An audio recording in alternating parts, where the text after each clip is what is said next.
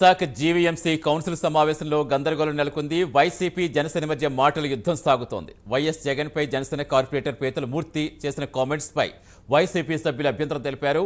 దీంతో టీడీపీ జనసేన సభ్యులతో వైసీపీ సభ్యులు వాగ్వాదానికి దిగారు. వైసీపీ నాయకులు సీఎంఓకు భారీగా ముడుపులు అందించారని జనసేన ఆరోపించింది. అధికారులు క్షమాపణ చెప్పాలని వైసీపీ ఫ్లోర్ లీడర్ బాణాల శ్రీనివాస్ డిమాండ్ చేశారు. ఎందుకంటే దీని సబ్జెక్ట్ వెళ్ళాలి, ఇది జీరో వల్ల వెళ్ళాలి. వచ్చినప్పుడు ఏదైనా సబ్జెక్ట్కి వెళ్తాప్పుడు ఆ సబ్జెక్ట్ డిస్కస్ చేయాలి.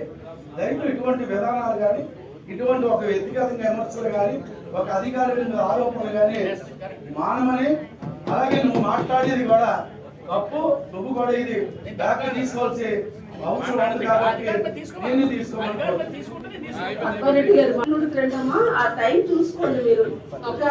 అంటే యూజీడ్ వరకు సుమారు 3000 గడుపున్న ఒక రేషవానపాలెం గ్రామంలో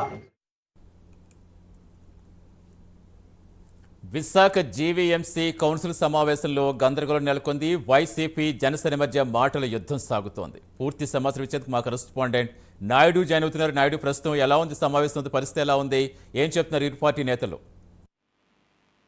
థ్యాంక్ యూ సతీష్. ఈ కూటమి ప్రభుత్వం ఏర్పాటైన తర్వాత జీవీఎంసీలో మొట్టమొదటిసారిగా జరుగుతున్నటువంటి ఏవైతే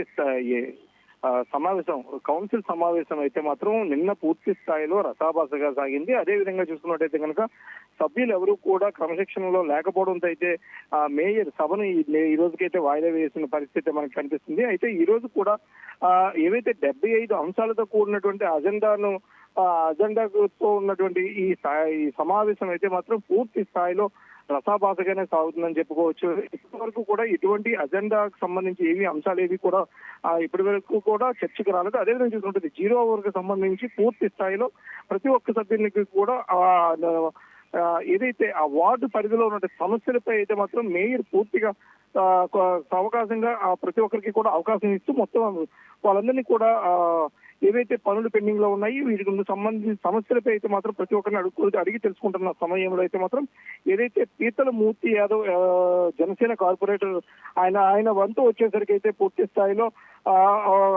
స్థాయిలో అయితే మాత్రం మొత్తం కౌన్సిల్ అంతా కూడా ఒక గందరగోళానికి గురైన పరిస్థితి మనకి కనిపిస్తూ ఉంది. ఎందుకంటే కారణం ఏంటంటే ఏదైతే పీతల మూర్తి యాదవ్ పై వైసీపీ సభ్యులు కావచ్చు, లేదంటే వైసీపీ సభ్యులపై పీతల మూర్తి యాదవ్ మాటల యుద్ధం ఒకరి మీద ఒకరైతే చెప్పుకుంటున్న పరిస్థితి అయితే ఉంది. అదేవిధంగా పీతల మూర్తిపై అయితే మాత్రం ఇవి గతంలో ఎఫ్ఐఆర్ ఉన్నాయని, బ్లాక్ మెయిల్ ఉన్నాయంటూ కూడా వైసీపీ సభ్యులు చేసినటువంటి కామెంట్స్ కి సంబంధించి పీతల మూర్తి యాదవ్ తన వంతు రాగానే ఆయన అయితే పూర్తి స్థాయిలో మాట్లాడుతూ వైఎస్ జగన్ పై కూడా 18 కేసులు ఉన్నాయని, అలాగని చెప్పేసి వైఎస్ జగన్ క్రిమినల్ అంటూ కూడా ఈయన కామెంట్ చేయడంతో ఒక్కసారిగా వైసీపీ సభ్యులందరూ కూడా లేచి గందరగోళం పరిస్థితి చేస్తారు. ఎందుకంటే పూర్తి స్థాయిలో ఇటువంటి పరిస్థితి ఏర్పడిన నేపథ్యంలో అయితే మాత్రం సభను అయితే కంట్రోల్ చేయడానికి కూడా చాలా సమయం పట్టింది. అదేవిధంగా చూసుకున్నట్లయితే కనుక బాణాల శ్రీను కూడా పూర్తి స్థాయిలో విచక్షణ కోల్పోయినట్టుగా ఆయన మాట్లాడే తీరుని కూడా వీరందరూ కూడా ఆక్షేపించిన పరిస్థితి.